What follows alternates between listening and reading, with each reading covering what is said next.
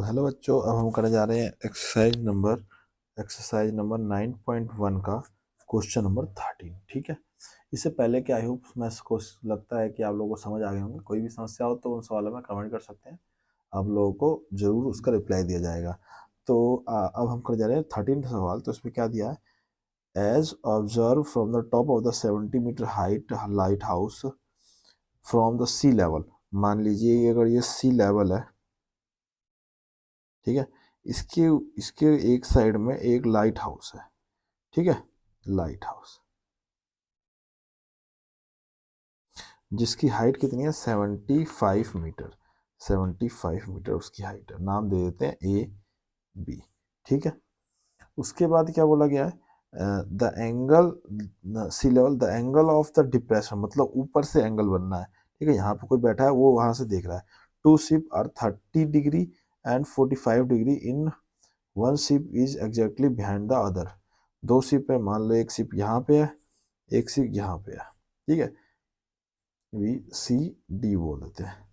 ऊपर से देख रहे हैं पहले शिप को, जब हम ऊपर से पहले शिप को देख रहे हैं तो जो एंगल बन रहा है वो कितना बन रहा है, 45 डिग्री। जब हम यहाँ से देखेंगे तो यहाँ पे हमारा एक स्ट्रेट लाइन जाएगी जिसे हम बेस कहेंगे।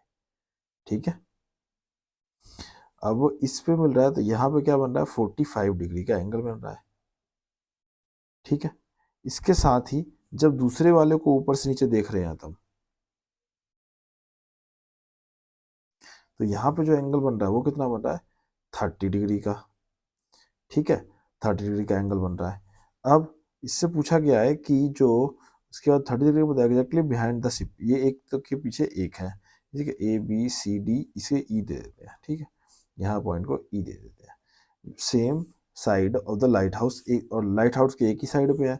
Find the distance between the two ships. हमें याद करना है डी ई, यहाँ से लेके यहाँ तक का जो डिस्टेंस है वो कितना होगा। ठीक है, तो सबसे पहले सॉल्यूशन करते हैं, चलते हैं सॉल्यूशन पे। तो सॉल्यूशन पे हमें क्या करना पड़ेगा, तो सबसे पहले हम देखेंगे कि जो ए ई है वो पैरेलल है किसके, डी बी के। और जब ये होगा तो क्या मिलेगा, angle angle A E A C E A C is equal to angle B C A is equal to 45 degree. 45 degree. ठीक है, पहले तो ये मिला।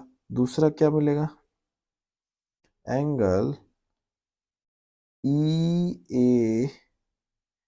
ए डी इजिकल टू, मतलब E A D equal to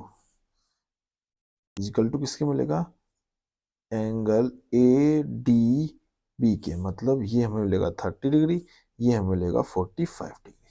ठीक है, इजिकल टू 30 डिग्री। इतना समझ आ गया। अब हम देखते हैं, अगर हम इस वाले ट्रायंगल को लेके करेंगे तो ये फाइंड हो जाएगा, इस वाले ट्रायंगल को लेंगे तो ये पूरा फाइंड हो जाएगा। इन दोनों को घटा कर देंगे तो ये हमारा आंसर आ जाएगा। तो हम लिखेंगे in triangle A B C में। ठीक, in triangle A B C में क्या है, हमें ये पता है पंडित बद्री प्रसाद हर हर बोले बनता है, और ये होता है 10 होता है। ठीक है, अभी देखिए परपेंडिकुलर और बेस, परपेंडिकुलर दे रखा है, बेस फाइंड करना है। तो सीधा सीधा सिंपल आएगा, tan theta is equal to perpendicular A B और बेस कितना हो गया बी सी। तो tan और थीटा कितना होगा 45 degree is equal to A B कितना है 75 डिग्री। बी सी हमें फाइंड करना है। तो tan 45 की वैल्यू क्या होती है, 1 होती है, is equal to 75 B C. तो B C is equal to क्या आ गया, 75 मीटर। ठीक है, बी सी हमारा 75, यहाँ पे 75 मीटर आ गया। ठीक है, उसके बाद चलते हैं अगले सवाल में। इन ट्राइंगल, अगला ट्राइंगल कौन सा हुआ, ए डी बी में। ए डी बी में भी वही परपेंडिकुलर दे रखा है, बेस फाइंड करना है। तो लिखाएंगे tan theta is equal to A B upon में डी बी। ठीक है, ए बी अपॉन में डी बी।